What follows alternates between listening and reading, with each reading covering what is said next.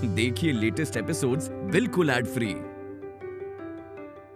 का हो जाए प्रोजेक्टर से का साबित हो जाए, यहाँ का होता हमके समझ में नहीं क्या बात। हम तो जब दौड़ बनी का हो रहल बा, समझला? भाई छोड़ी इनका के करण। बेटा छोड़ दे बेटा ना। ठीक बा कृतिका, तेरा जौन ठीक लगेला तू ऊ कर। बाकी एक बात समझ ले, तू पृथ्वी के पहला पत्नी ना हुई भी। You will be the second wife। शादीशुदा इंसान शादी करके आयल पड़ा यहाँ पर दूसरा शादी करे खातिर। हाँ पानी हम शादीशुदा खुश।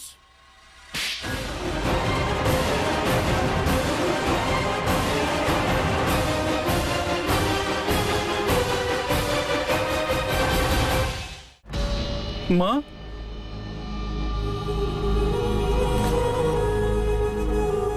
Mom it's okay mom, it's okay, relax.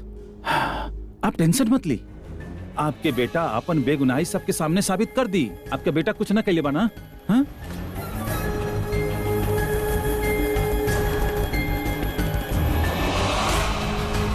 एक बार हमार मॉम के बारे में सोच लेता सब लोग, इनकर उम्र के लिहाज कर ले होता। तनी सोचिए आप लोग, एक माँ के सामने होकर मासूम बेटा के बेइज्जती, एक माँ के ऊपर का गुजरी। अगर हमार मॉम के शौक लगल, जोर के झटका लगल, इनके हार्ट अटैक।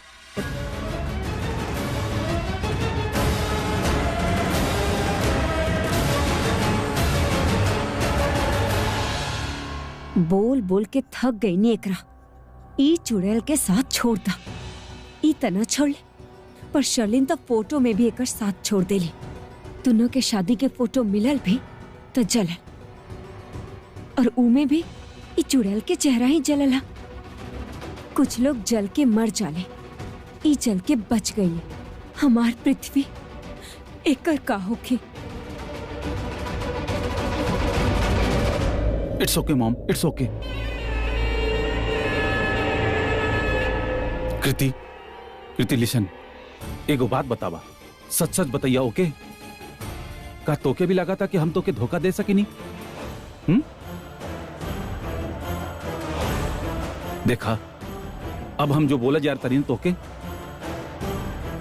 वो सच बा, और सच के सिवा और कुछ नहीं खे। मानी हम शादीशुदा।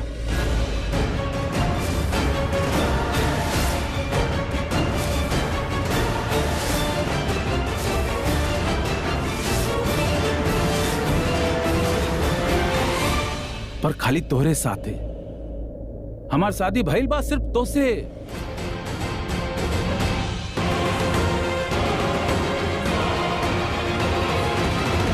अगर आप शादीशुदा बानी और सिर्फ कृतिका के साथ शादी कैले बानी त ई फोटो में के बाड़ी ए कृतिका त ना लागत बाड़ी कि वो और लड़की बाड़ी। तो सबके बताई ना कि ये लड़की के बाड़ी। आंटी जी को बात बोली, हमार कहानी सुने के बाद ना, इस सबसे पहले आप ही हमसे कहबू कि पृथ्वी बेटा तू सही बाड़ा। तू जोन भी कैला ना बेटा, सही कैला। अरे छोड़ा यार, तब से एक के बात बोले जाता। अरे सबके चक्कर में डालत बड़ा का, हम सब बेवकूफ खड़ा बानी इधर। हाँ, घुमा फिरा के बात काहे करत बड़ा तू? अरे बोला ना, जोन बोले के बाद साफ साफ बोला। तब से बोला जात बा, बोला तानी। अरे जल्दी बोला। का तू सुनल चाहता जो ये सब सुनल चाहता? कृति हमके जे बोले के रहल हम तोके बोल देनी, सच सच बोल देनी कि हम शादीशुदा बानी, सिर्फ और सिर्फ तोहरे साथ है, सिर्फ तो से। लिसन, हम जाना तनी कि तू हमार बहुत रिस्पेक्ट करेलू, हमसे बहुत प्यार करेलू। तोरा याद बा चंडीगढ़ में हम तोके तू गुंडन से बचाइले रहनी। वही वक्त हम तुझसे पूछले रहनी, जब जल्दीबाजी में मजबूरन शादी हो गई रहल। वही वक्त हम तुझसे पूछले रहनी कि तू इस शादी के माने लू कि ना मान लू। हम तो से वही वक्त बोले रहनी कि तू इस शादी के ना माने लू तो कोनो बात नहीं कि हम भी ना मानब। तू जैसन चाहिए वैसे ही होई, राइट? तू कहले रहलू कि हम पृथ्वी जी शादी के माने नहीं, तो सिर्फ ए वजह से कि तू शादी के माने लू, यही वजह से हम कहनी कि ठीक बा, हम भी मानत नहीं है शादी के। काहे कि हम भी तोहार रिस्पेक्ट करे नहीं, तो से प्यार करे नहीं। पर यहाँ पे तोहरे सिवा यहाँ कोई नहीं खे जो हमसे प्यार करेला, हमसे सब नफरत करेले। पर इन सब के नफरत के पीछे को वजह बा। वजह जानल चाहता तू? ये सब हमरा से काहे नफरत करेले? सरला आंटी, प्रीता जी, सृष्टि और जानकी आंटी के वजह से करेले। काहे के ऐसा कई मौका पर ना हम इन लोगन के साथ बदतमीजी कैले रहनी, जेकरा पीछे भी एक वजह रहल। एक वजह रहल कृति। अपन भाइयन से पूछा, दोनों भाइयन से, कि जब एगो लड़का एगो लड़की से सच्चा प्यार करेला, पागलों की तरह प्यार करेला, उहे लड़की के वो लड़का के जिंदगी से ठोकर मार के धोखा से अगर बाहर निकाल के फेंक दा तो कैसन फील होखेला। हमरा भी वैसे ही फील होखत रहल। वो वक्त एक इंसान कैसे रिएक्ट करी, एक लड़का कैसे रिएक्ट करी, हम भी वैसे ही रिएक्ट कहीं नहीं। का गलत कहीं नहीं, का गलत कहीं नहीं हम। लिसन, हम केहू के सवाल के कोनो जवाब ना दे हब, काहे कि सब लोगन हमके बहुत बेइज्जती के लिए बाड़े, बहुत बदनामी भइल बा यहाँ। कोनो चाहे जौन पूछ ले, हम कोनो जवाब ना दे हब, सिर्फ तोहरे सवाल के जवाब दे हब हम। काहे कि हम जानत नहीं कि तू हमार रिस्पेक्ट करेलू, जौन इज्जत हमके मिले के चाहिए वो यहाँ पे केहू ना देलस हमके सिवाय तोहरे। तो हमरे लिए खाली तू मैटर करेलू, हमरे लिए ई मैटर करेला कि तू हमारे बारे में का सोचेलू, तू हमारा विश्वास करेलू या ना। तब बतावा, का तू अब भी जानल चाहताड़ू कि फोटो के सच का बा, हमार शादी भइल बा कि ना बा? का तू अब भी जानल चाहत बड़ू?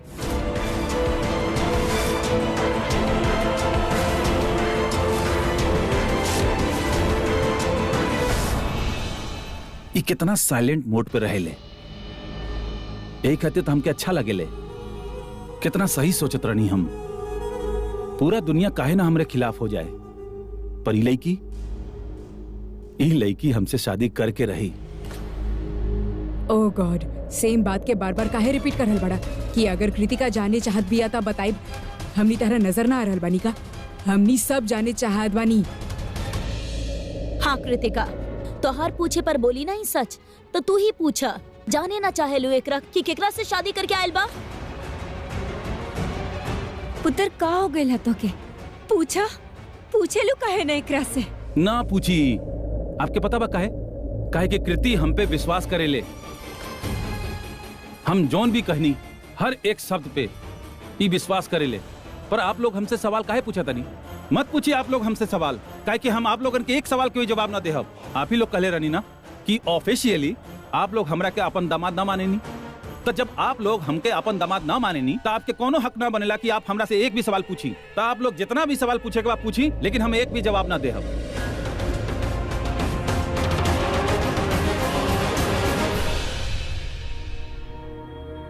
पृथ्वी जी सही बोलनी, आप भरोसा करेनी हम आप पर, भरोसा करेनी कि आप हमरा से झूठ ना बोलन। ता अपन कृति के बताई प्लीज, के बाड़ी लड़की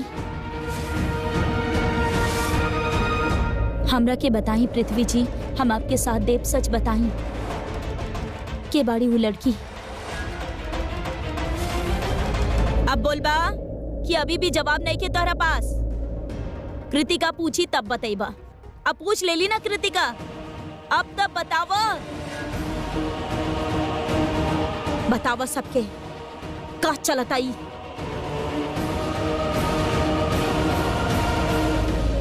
आई जस्ट कांट बिलीव दिस। पता ना का हो गल रहे हमके, तो हर बात में आ गई नहीं हम। कितना भड़काए के कोशिश कला तू हमके, का कहत रहला डिवाइड एंड रूल, ये सब तहार पॉलिसीज बा, ये करे चाहत रहला ना तू ई घर में आके हमनी सबके डिवाइड करके लूथरा फैमिली पे रूल करे चाहत रहला, राइट? एक बात कान खोल के सुन ला पृथ्वी मल्होत्रा, ई लूथरा फैमिली बा, हमनी सब लोग एक दूसरा से बहुत प्यार करतानी, बहुत इज्जत करतानी एक दूसरा के। सो यहाँ पे तू डिवाइड एंड रूल ना कर पाईबा, समझ गईला तू? अब भी तरह के कुछ ना बोले के? कृतिका जो हमसे पूछ ली हम ओके बता देनी। कितना बार हम एक ही बात बोली, हम बता देनी कृतिका के कि हम शादीशुदा पानी, लेकिन खाली और खाली कृतिका से। एक मिनट, तो तू ई कहे चाहत बड़ा कि ई फोटो में जब बंदा मंडप में बैठल बा उ तू ना बड़ा, केहू और बा? हम ही बानी, वो हम ही बानी, वो फोटो भी असली बा और वो फोटो में जो दूल्हा के देखत बानी वो हम ही बानी। कृतिका आप कहले रानी ना कि ये सब कीप क्वाइट, बीच में बड़बड़ मत करा। हमार बात अभी खत्म ना भइल बा। सो ये फोटो जोन जगह पे लियल गइल बा उस जगह के नाम बा शुभ मंगल मैरिज हॉल। और कुछ जानना चाहता नहीं आप? दो बात काहे कर थाड़ा? अभी तू कहला ना कि तू शादीशुदा नहीं खा, फिर तू कहला कि तू शादीशुदा बाड़ा। अगर तू शादीशुदा बाड़ा तो तू कृतिका से शादी कैसे कर सकेला? और अगर तू शादीशुदा नहीं खा तो वहाँ फोटो में के बैठल बा? तू ही बैठल बाड़ा और तेरा साथ जे लड़की बैठल बाड़ी वो है तोहार पत्नी बाड़ी ना। तू सबके सच सच काहे ना बता देवेला? आंटी जी फोटो असली बा। अरे ये जो फोटो में देख रहल बानी आप वो सच नहीं के। सच खाली ये बा कि हम कृतिका के साथ शादीशुदा बानी। ये लड़की के साथ ना, ये दुल्हन के साथ ना जो ये फोटो में बा। जौन सच बा अब हम आपके सुनाई। हाँ, and this is just for you Kritika. देखिए आप सब लोग ये फोटो की सच्चाई जानना चाहते नहीं ना? हम बताता नहीं। ये फोटो आज से 7 साल पहले शुभ मंगल मैरिज हॉल में लिहल गई रहल। शुभ मंगल मैरिज हॉल जहां पर हमार दोस्त के शादी होत रहल, जहां पे वो अपन दोस्तन के इनवाइट कैले रहल। सब कुछ ठीक चलत रहल तब तक जब तक हमके पता चलल कि हमार दोस्त के मॉम डैड ओकर पूरा परिवार उस शादी के खिलाफ बा। उस शादी के रोके खातिर ओकर परिवार के लोग छुरी चाकू लेके वहां पहुंचे वाला रहले हैं ऑनर किलिंग करे खातिर। ऑनर किलिंग कितना बड़ गुनाह बा आप लोग के पता बा? तो हम एगो सच्चा दोस्त के तरह वो दूल्हा के कपड़ा पहननी और ओकर जान बचावे खातिर कुछ समय खातिर मंडप में बैठ गई नहीं। का गलत कही नहीं? हम दो मोहब्बत करे वाला के मिलेले बानी ताकि उन्हन के शादी स्मूथली हो जाए, कोनो रुकावट ना आवे। थोड़ा देर बाद ओकर परिवार वाला आइले वहां पे छुरी चाकू लेके।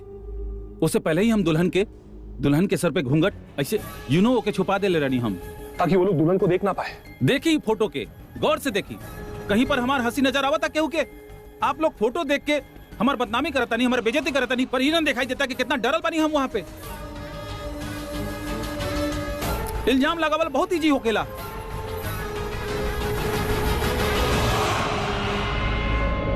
बस केहू तरह हम अपन दोस्त के शादी करवा देनी। काहे कि जब ओकर फैमिली वहां आई तो वो लोग देख लें कि दुल्हा बन के हम बैठल बानी, तो वो लोग वहां से चल गई। और फिर हमार दोस्त फिर से अपन जगह ले लेलस, यानी कि दुल्हा के जगह ले लेलस। तो ये फोटो में आप जोन देखा तनी फोटो असली बा, पर ओकर पीछे की कहानी ई बा, सच ई बा। अब आप लोग ये सोचत बानी कि ये फोटो जलल काहे बा? जब हमार दोस्त जोन दुल्हा रहल, असली दुल्हा, वो हमके फोटो भेजलस तो दुल्हन के जलल फोटो भेजले रहल ताकि केहू के पता ना चले कि वहां पर भइल का रहल। बस एक मिनट, हमके कुछ समझ में ना आ रहा। अगर दुल्हन के चेहरा पे ऑलरेडी घूंघट रहे तो फोटो जला के तोहके भेजे की जरूरत का रहे? अगर घूंघट रहे तो हमने वैसे भी ओकरा चेहरा ना देख पाई थी। लिसन कृतिका, ये फोटो की जोन भी सच रहल हम सबके सामने बता देनी, सच सच बता देनी, पूरा कहानी बता देनी। एकरे आगे हम का साबित करी? अब इतना सब सच बतावे के बाद हमरा पर विश्वास ना कइल जाए, हमके झूठा समझल जाए तो? हाँ, शायद तू झूठ ना बोला ताड़ा, हमरा तारा पे यकीन बा। बाकी हमरा एक बात समझ में ना आइल कि इतना दिन से तू ये तस्वीर संभाल के काहे रख ले रहला, और ये तस्वीर तोहार घर से लेके के आई? बोला।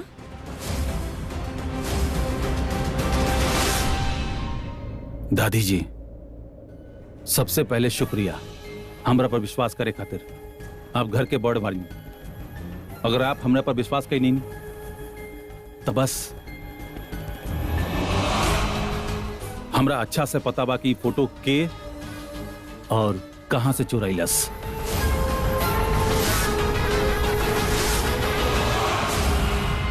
बहुत अच्छा से जाने नी कि काहे चुराइलस। ये भी जाना तनी कि हमार घर में चोर की तरह कौन घुस के ये फोटो के यहां ले आइलस।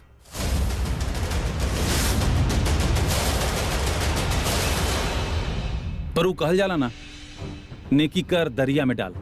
हम भी वह कही नहीं, दोस्त खातिर मंडप में बैठ गई नहीं और कृतिका नाम सबके सामने सफाई दे देनी। पर हम ना जानत रहनी कि हमरा ए तरह से इतना जलील होकला के बाद ए तरह सफाई देवे के पड़ी। हम तोरे लिए कुछ भी कर सके नहीं कृतिका। हम जाना तानी कि तोरा एकरे बारे में बहुत पहले बता देवे के चाहत रहल, पर मौका ही ना मिलल। तू ही बतावा, थोड़ा भी वक्त मिलत, मौका मिलत तो अपन पास्ट के बारे में, जो इंसिडेंट भइल 7 साल पहले, हम तो के सब बता देती। कृति लिसन, अगर थोड़ा और वक्त चाहिए तो साफ साफ बता दा। अगर तू इस शादी के पोस्टपोन भी करल चाहत बाड़ू ना तो भी हमके कोनो पृथ्वी जी, प्रॉब्लम। हमार नानी के आप पे भरोसा बा, हमरा के भी बा। आप एक बात बिल्कुल सच बोलनी पृथ्वी जी, हमनी के शादी अचानक भइल, कुछ मौका ही ना मिलल कि अपन पति के जान पाई, समझ पाई, ओकर पसंद ना पसंद, कौन से कॉलेज से पढ़ाई कैलस, ओकर दोस्त के बा, बिल्कुल मौका ना मिलल। बट नाउ एवरीथिंग इज फाइन। गलती हमनी के बा पृथ्वी जी कि बात बढ़ल और हमनी बढ़े देनी। But now everything is fine. Are you sure? Engagement कैल जा। चलो ठीक बा, पंडित जी के बुलवाल जा, सगाई के रस्म कैल जा। ओके गिरीश, लाइट्स ऑन करा।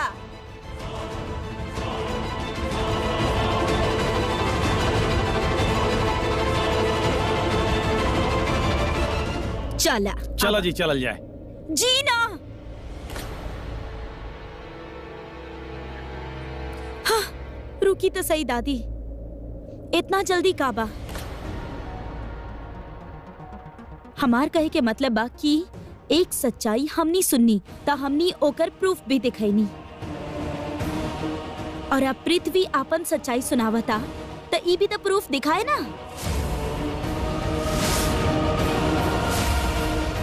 हमनी कैसे मान ली एकर बात? सिर्फ ऐसे काहे कि पृथ्वी कह रहल बा।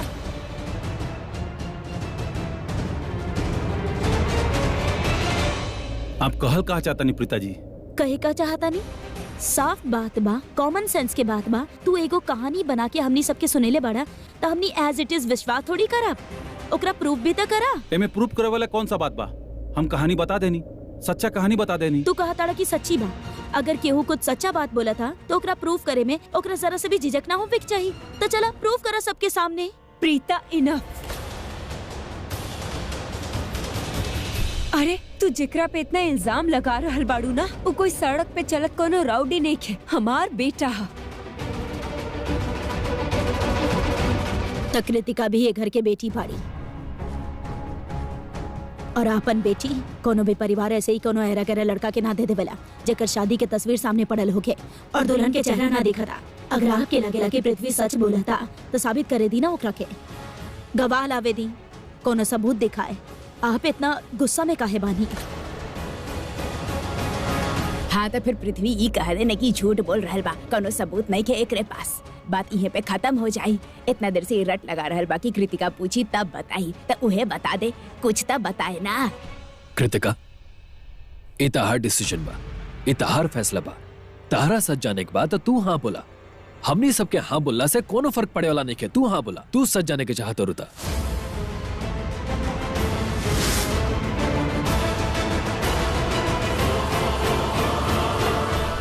ल अब तक कृतिका भी हाँ बोल देली।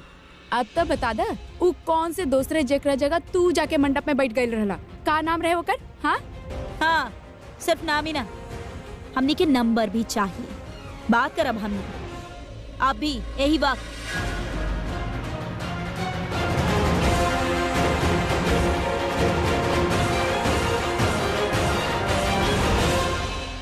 का नाम बा दोस्त के पृथ्वी जी? हमरा खातिर बता दी प्लीज। नाम में का रखल बा कृति? बात करवा दे तनी उसे।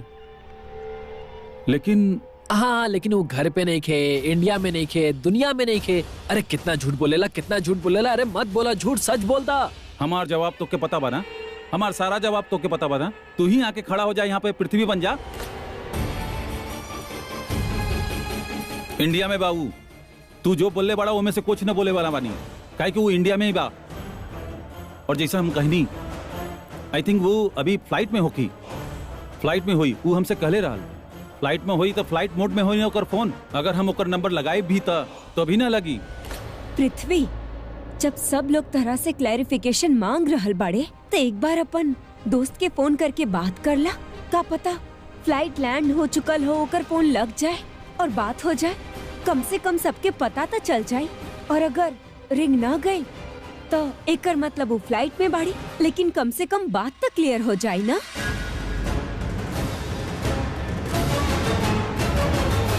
बुत बन के काहे खड़ा बड़ा?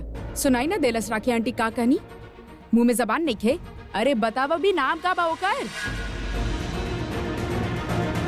ओकरा फोन लगावा, स्पीकर पे रखा अभी के अभी। एग्जैक्टली इतना डिफिकल्ट बात का बा? फोन लगावा ना, बात करो ओकरा से। अरे लगावा बेटा, जल्दी जल्दी लगावा, इतना टाइम काहे लेता रहा? हाँ, only for you, once again, only for you Kriti.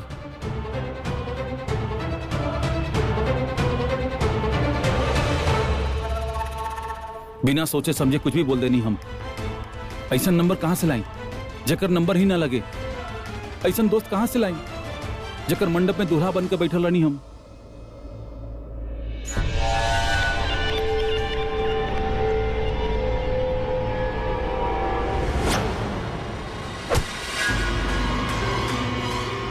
आज रात हमके आउट ऑफ टाउन ना जाए के होत ना, और फ्लाइट खातिर लेट ना होत रहती तो तोरा पर केस ठोक के तो के अंदर करवा देती।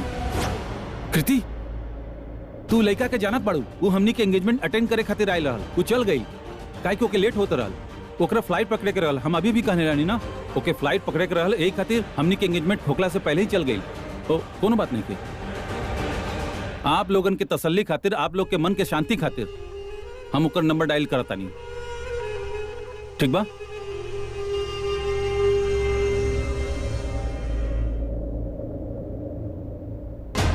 लाउड स्पीकर पे।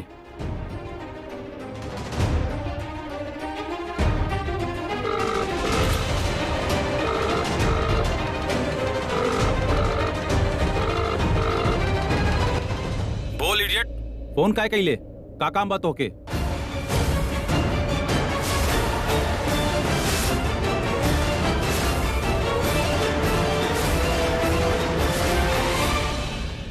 तू फ्लाइट में नहीं खा? तू हमरा से कहले रहला कि तोहार फ्लाइट बा, एक खातिर तू हमनी के एंगेजमेंट अटेंड न कर पाईबा, तो के लेट होत रहला ना फ्लाइट खातिर। तू लैंड हो गई लगा, तोहार एंगेजमेंट पर आयल रहनी ना गधा, लेट हो गई एयरपोर्ट खातिर, फ्लाइट मिस हो गई, यूटर्न मार के घर वापस आइल बानी, सामान उतरवावा तानी कैब से, घर में घुसब, आराम करब, हमार दिमाग बहुत खराब बा, हमके डिस्टर्ब मत करिए आप।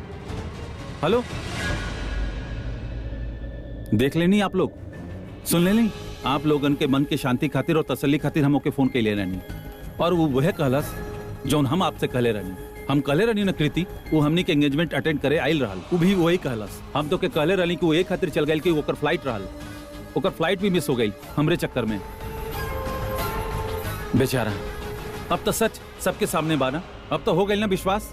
अच्छा, ई प्रूफ बा? इतना देर से हमने तरह से ई प्रूफ करे खातिर कहा ताड़े कि तोहार दोस्त फ्लाइट चढ़ल की ना? तू पागल बड़ा का? समझ में ना आवता पृथ्वी, हमनी तरह के ई प्रूफ करे खातिर कहतानी कि तू ई दोस्त के शादी में एकर मंडप पे बैठल रहला की ना? ई जे पूरा कहानी तू सुनेले बड़ा, ई दुल्हन घूंघट में रहली, फैमिली शादी के अगेंस्ट रहली, ऐसे ओकर हेल्प करे खातिर तू ओकर शादी में ओकरे शादी के मंडप पे बैठ गेला। ई सब प्रूफ करे खातिर कहले बानी, फ्लाइट चढ़ल की ना, ई प्रूफ करे खातिर ना। आप शायद ठीक से सुन लेना कि वो का कहलस, वो साफ साफ कहलस कि वो घर पे रेस्ट करता। अब का हम ओकर डिस्टर्ब करी?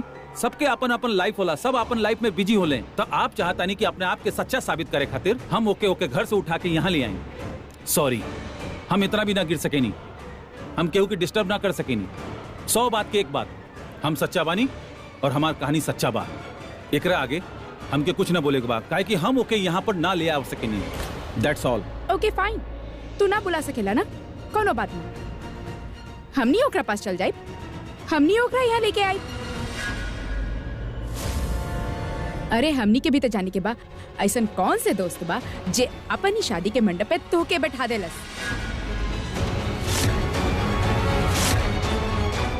और ओकरा बाद अपन होखे वाला बीवी के साथ पिक्चर खींचलस और ओकरा बाद ई फोटो जला के तोहके भेजलस और ई फोटो तू इतना साल से अपना पास संभाल के रख ले बड़ा, हम भी तो जानी ना।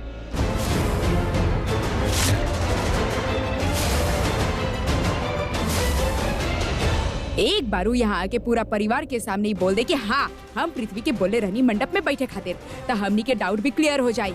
चली ओकरा फोन लगाई, अब फोन दा अपन।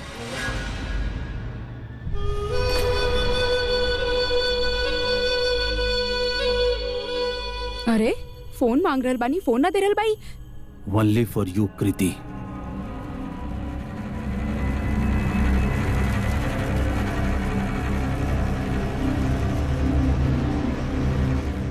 ओ तो ई बंदा के नाम शुभम बा, जेकरा खातिर तू इतना शुभ कार्य कैले बाड़ा। अमेजिंग। हम तहार फ्रेंड बुक पे बानी, ओकर चेहरा देख रहल बानी ताकि कहीं ऐसा ना हो जाए कि हमनी कहीं और के उठा के ले आई। ये बानऊ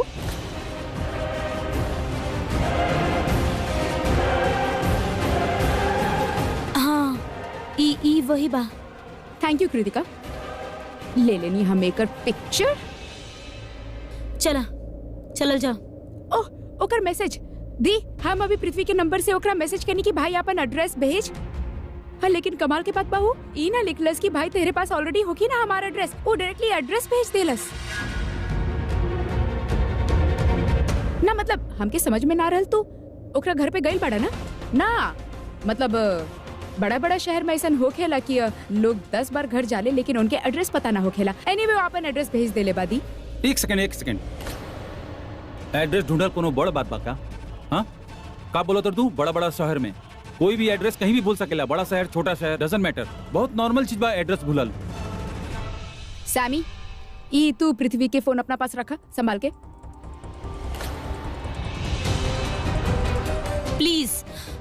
प्लीज डोंट माइंड। आप लोग सब, कृतिका तू भी, अपन फोन कुछ समय खातिर सैमी के दे दा। सब लोग, हम ना चाहता नहीं कि पृथ्वी के आसपास कोनो भी फोन रहे, काहे कि जब तक हमने कुछ प्रूफ ना कर दी या शुभम के यहाँ ना लेके आवनी, हो सकेला कि पृथ्वी अपन दोस्त के फोन करके अपन कहानी में हाँ मिलावे खातिर कह देवे। आखिर बाड़े तो दोनों दोस्त ही ना, एक बात तो सुनी हूँ। हाँ और हो सकेला कि पृथ्वी ऐसा कुछ ना करे, लेकिन बात कृतिका की जिंदगी के बा और हमनी कोनो रिस्क ना ले सके नहीं। ऐसे प्लीज जब तक हमनी वापस ना आवे नहीं, सब लोग अपन फोन प्लीज सैमी के देता।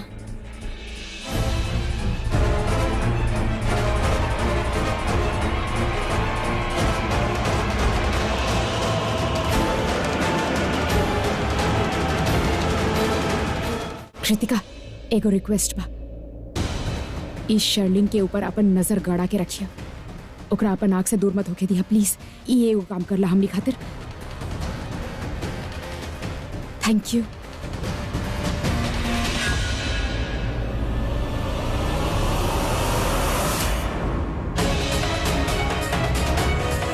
चलल जाओ जीजू, आप हमनी के साथ चलिए।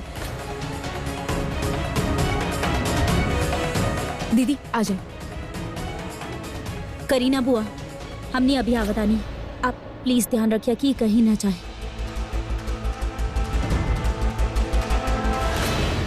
तू चला हमरे साथ।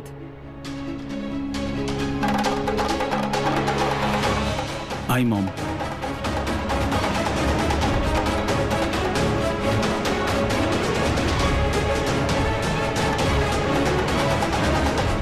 शर्लिन प्लीज हमरा साथ रुक जा, जौन भी हो रहल बा हमरा अच्छा ना लागता। प्लीज। शर्लिन, पुत्र कृतिका बिल्कुल ठीक बोल रहल बाड़ी। ये वक्त ही बहुत ही इमोशनली डिस्टर्ब बाड़ी, एके अकेला छोड़ल ठीक ना होगी। तू एकरे साथे रुक जा प्लीज। जी मम्मी जी। भाभी हम भी सोचत रहनी कि एक बार बड़े भाई साहब के कमरा में हुआ होता नहीं। जी हम अभी आवता नहीं।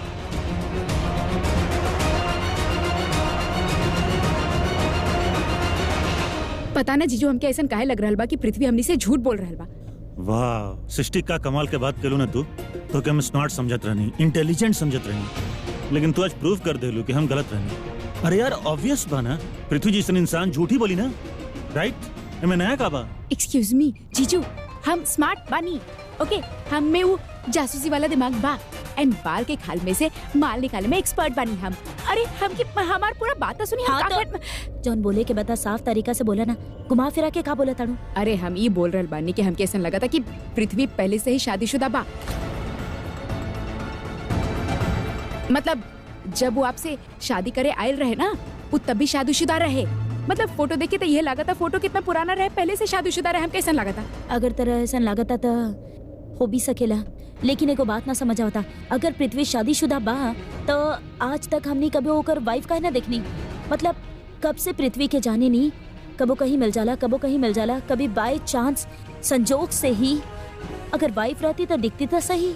एक मिनट एगो काम कल जाए, पहला प्रॉब्लम सॉल्व कल जाए, बाद में होकर वाइफ के प्रॉब्लम सॉल्व कल जाए।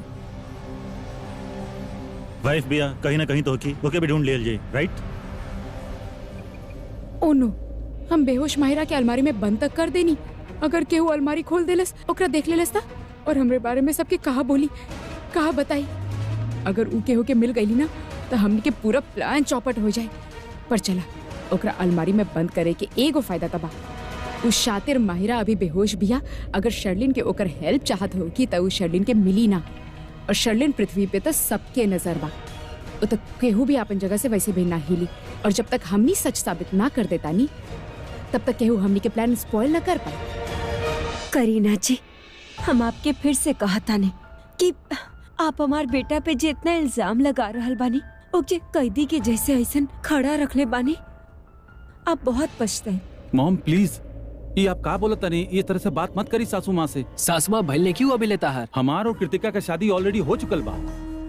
एक खातिर सासू माँ बोलता नहीं इनके, ये दूसरा बार शादी सिर्फ और सिर्फ आप परिवार वाला के तसल्ली खातिर करता नहीं। और अगर अब भी आपके नखी लागत कि हमार सासू माँ नहीं की, तो थोड़ी देर बाद हो जाइए सासू माँ। तनी देर में हो जाए मतलब? ये कैसन बात बा? ऑफिशियली ना तार सगाई भइल बा ना शादी, और जब भी ऐसा नहीं हो जाए तो उनका के सासू माँ मत बुलाओ तो अच्छा रही। हाँ, हम सही बात करता नहीं पृथ्वी। हम भी तो सही बात बतावता नहीं, वही बात बतावता नहीं जो कृतिका बतैले रहला आपके घर के बेटी तोहार बहिन कृतिका खुद बतैले रहली ना आप लोगन के कि हमार और कृतिका के शादी हो चुकल बा। कृतिका चाहे कुछ भी कहे, हमनी के नजर में तू दोनों की शादी अब तक ना भइल बा।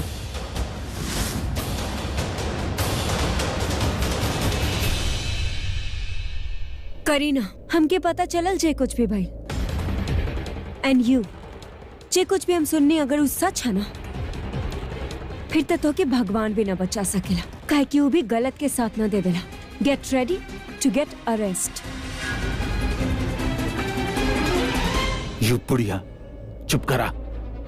तोहर बेटी हमार टीम में भी आ। काश वो तो के सब कुछ बता देले होत ना, तो अभी तोहार भी बोलती बंद हो जाती। हम अबे वापस आओ तनी।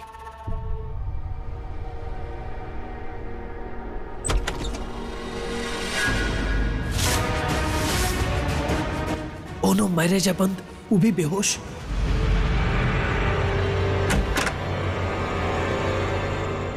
हमरा पता बा कि तहरे काम बा सृष्टि। जबले पृथ्वी के राज खुलने की जात ना, तबले एकरा होश ना हो तभी अच्छा बा, वरना ही कोनो गड़बड़ करी। करीना, माहिरा कहीं नजर ना आ रहा हमके। आई थिंक माहिरा शर्लिन और कृतिका के साथ कृतिका के रूम में बिया। ओके, हम शर्लिन के फोन कर ले बताने और कहा तानी क्योंकि जब भेजे। शर्लिन के फोन करे के कौनो फायदा नहीं खे। शर्लिन के फोन ओकरा पास नहीं खे। इनफैक्ट हमनी सबके फोन हमनी के पास ना बा। प्रीता हमनी सबके फोन लेके कबर्ड में लॉक कर दे ले बिया। कहली कि कहीं ऐसा ना होखे कि केहू भी यहाँ से बाहर केहू के इन्फॉर्मेशन दे। शुभम के लावे गईल बड़े, एक बार शुभम यहाँ आ जाए और हमनी के सच्चाई बता दे। ऐसन हालात पैदा हो गए रहे जेकरा वजह से पृथ्वी के दूल्हा के आउटफिट में रेडी होके के पड़ल। तबे हमनी पृथ्वी के बात पे यकीन करब।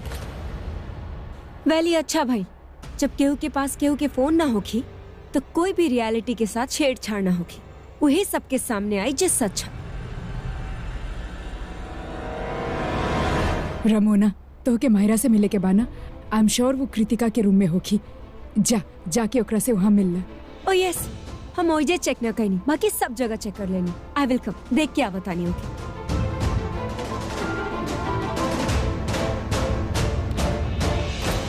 काश शर्लिन बेबी केहू तरह बाहर जाके शुभम से बात कर ले। ओके यहाँ के दास्तान सुना दे। रे यार, आज के दिन ही खराब रहल। अब वो गिल्ली डंडा प्लेयर और पिताजी से पहले शुभम तक केहू ना पहुंचल तो शुभम सारा सच उगल दी और उगले में ओकरे मजा भी आई। पुराना हिसाब किताब भी बराबर कर लियू। आई विश कि हम आज ओकर धुलाई ना कैले रहती ना। आज शुभम तो के ना छोड़ी पृथ्वी। आज तो हर खेल खत्म। Hi Rakhi, I am so sorry Kritika, हम सुननी जे कुछ भी भाई। I am really sad for you. Ramona aunty sad काहे हो रहल बानी? अभी जॉन भी नीचे बहिल, प्रूफ कुछ ना बहिल बा त ये ऐसन कैसन खराब बात मत करिए आप। ना बेटा, आई मीन खराब बात ना करता नहीं। बात सुन के हमके बहुत बुरा लग रहा है। यही सोच के बुरा लग रहा है कि पहले जेकरा साथे तोहार शादी होखे वाला रहे अक्षय, इन बिटवीन मंडप में छोड़ के चल गई। अब एकरे साथे भाई तब पता चला लेकर पहले से ही शादी भइला। कैसन बात करत ताड़ू हमार बेटी के साथे? कृतिका की उम्र के बेटी बाड़ी तोहार, फिर भी तू ऐसे इस तरह से बात करत ताड़ू। हमके तो समझ में ना आ रहा कि एके धीरज दे रहल बाड़ू कि एकर जख्म खुरेद रहल बाड़ू। What's wrong with you? हम काहे जख्म खुरेदे लगनी? और हमार ना बोले से सच्चाई छिप तो न जाए ना। हम तो सिर्फ उहे कहनी जे सच है। तो ई तरह से बात करे के चाही। और तू कौन तरह से बात कर रहल बाड़ू? दिमाग तो ठीक है ना तोहार? हम तोहार दोस्त बानी, कर मतलब ई ना कि जब तोहार मन में जे आई तू हमके सुना देबो और हम सुन ले। हमरा से ज्यादा अच्छा से तो तू अपन सर्वेंट से बात करेल। वो यही से कहे कि वो तमीज से पेश आवेला, बदतमीजी ना करेले। एनफ इज एनफ राखी। हम वैसे भी एजा माहिरा से मिले आयल बनी, तोहरा से लो।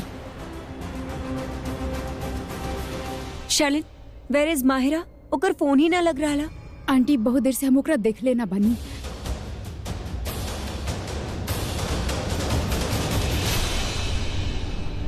ये अच्छा बहाना बा। ये बहाना यहाँ से बाहर निकल सकतानी और पुन्नू बेबी की हेल्प कर सकतानी। रमोना आंटी के फोन उनके हाथ में ही बा। उनके फोन से शुभम के फोन कर देतानी और ओकरा से वो दोनों की हेल्प हो जाए। कहाँ हो सकेले वैसे? आंटी हम कहीं ना, हमके पता ना। चली साथ में चल के ढूंढल जाए। शर्लिन एक मिनट। शर्लिन देखा, हम तरह ऑनेस्टली बता रहल बानी। हमरा सृष्टि कले रले कि हम तरह अपन आँख से कहीं दूर ना जाए दी, अपना पास रखी। वजह ना बदली और वजह सोचे कि ना हमार कंडीशन नहीं के। I can only request you, please हमरा पास रहा, हमरा से दूर मत जा। Kritika, I can't believe it. तू हमसे ज्यादा सृष्टि पे विश्वास करत बड़ो। ठीक बा, हमरा खातिर कर दा प्लीज। शर्लिन, ई वक्त कृतिका बहुत ही इमोशनली डिस्टर्ब बारी। प्लीज रुक जाओ ओकरा साथे। जी मम्मी जी। इट्स ओके शर्लिन, हम खुद ढूंढ ले। मगर याद रखिए, अगर हमके हमार बेटी न मिलल ना तो हम पुलिस के भेजब लूथरा हाउस में। फिर पुलिस ढूंढी।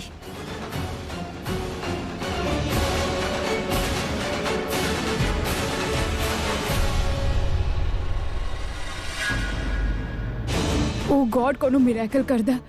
प्रीता, करण, सृष्टि शुभम के घर गइल बड़े। कुछ ऐसा करे कि शुभम अपन घर ही ना होखे, कहीं बाहर गइल होखे। केहू दरवाजा काहे ना खोल रहा? करण जीजू, कहीं ऐसा तो ना कि शुभम घर पे होखे ही ना? मतलब हे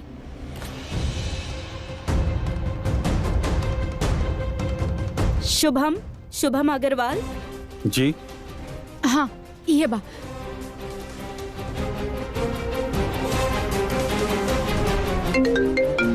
हमें कर रहल बानी फोन। चला तो के लेबे आइल बानी। कहाँ और चलत का बाई? तोहार वाइफ कहाँ बाड़ी? दिखाई ना दे रहल बाड़ी। वाइफ? मैम अभी तो हमार शादी भी ना भइल बा।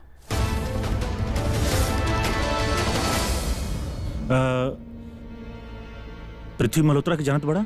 पृथ्वी मल्होत्रा एक नंबर के घटिया और वाहियात इंसान।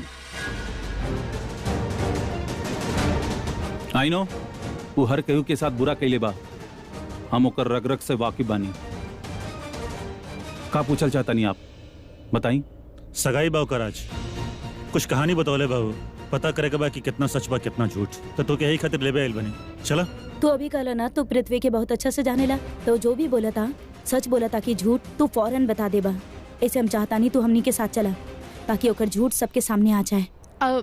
देखी, हमनी के पृथ्वी के सच्चाई सबके सामने लाए के बा, तब जे भी बात होगी ना सबके सामने होगी, तब प्लीज आपके हमनी के साथ चले के पड़ी। चली ना। 1 मिनट दी, हम अपना वॉलेट क्या बताने। ओके, थैंक यू। Thank you.